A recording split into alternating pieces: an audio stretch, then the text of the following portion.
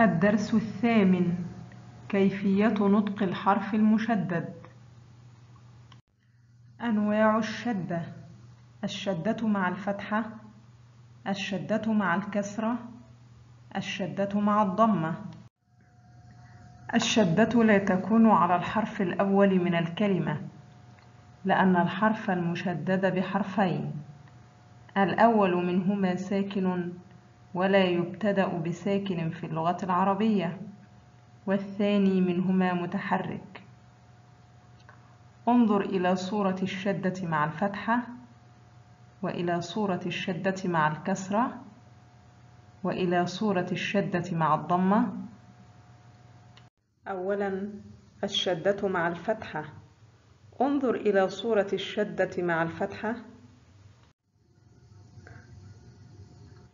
دب، حرف الباء فوقه شدة وفتحة، ينطق دب، أي أن الباء حرف مشدد يتكون من حرفين، الأول ساكن والثاني متحرك، ينطق هكذا: دب، بت، حث، حج. حرف الحاء حرف مشدد فوقه شدة وفتحة، وحرف الباء حرف مشدد فوقه شدة وفتحة، وحرف الراء حرف مشدد فوقه شدة وفتحة، وحرف الزاي حرف مشدد فوقه شدة وفتحة.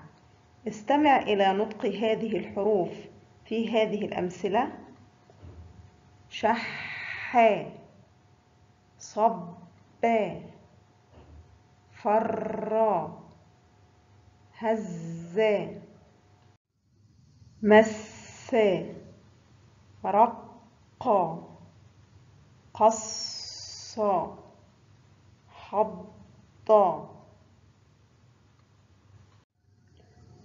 حرف الطاء حرف مشدد فوقه شدة وفتحة، وحرف العين حرف مشدد فوقه شدة وفتحة، وحرف الفاء حرف مشدد فوقه شدة وفتحة. استمع إلى نطق هذه الحروف في هذه الأمثلة: قط، بعد، وفق. ثانياً الشدة مع الكسرة. انظر إلى صورة الشدة مع الكسرة: التاء والجيم والباء والحاء حروف مشددة فوقها شدة وتحتها كسرة. استمع إلى كيفية نطق هذه الحروف في هذه الأمثلة: رتب، شجع، سبح، رحب. حرف الدال حرف مشدد فوقه شدة وتحته كسرة، وحرف السين حرف مشدد فوقه شدة وتحته كسرة، وحرف الشين حرف مشدد فوقه شدة وتحته كسرة، وحرف الضاء حرف مشدد فوقه شدة وتحته كسرة. استمع إلى كيفية نطق هذه الحروف في هذه الأمثلة: أدب،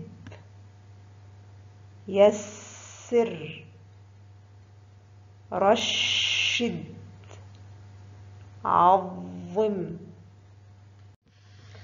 حرف الشين حرف مشدد فوقه شدة وتحته كسرة، وحرف الصاد حرف مشدد فوقه شدة وتحته كسرة، وحرف الميم حرف مشدد فوقه شدة وتحته كسرة. انظر إلى نطق هذه الحروف في هذه الأمثلة: أبشر، فصل، أمن، شمر. ثالثاً الشدة مع الضمة. انظر إلى صورة الشدة مع الضمة.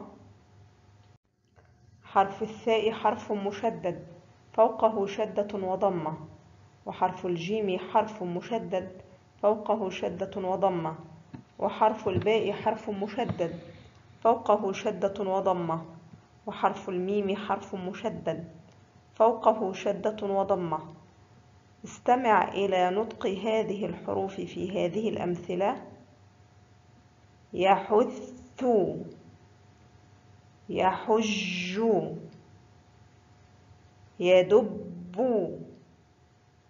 يشم، يقص، يكف، يمن، يرص.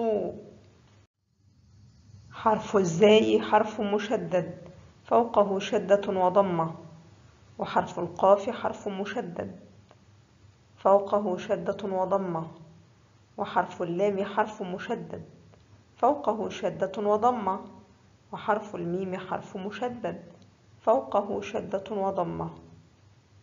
استمع إلى كيفية نطق هذه الحروف في هذه الأمثلة: يهز، يدق، يدل، ينم.